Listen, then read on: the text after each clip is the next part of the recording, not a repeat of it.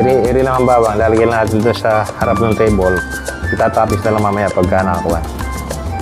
Mga pamilya, sabaw. Pakuloy natin at lalagyan na natin yung sabaw.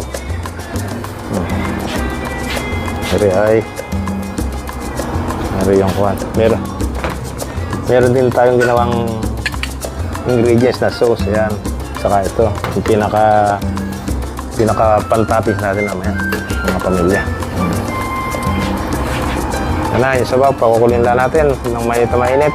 Para pag inilagay yan. Ito na yung mami ng Pilipinas. Mga pamilya. Ipatitigil natin sa kanila. Kung magugustuhan nila. Ito, ayan. Sana magugustuhan nyo.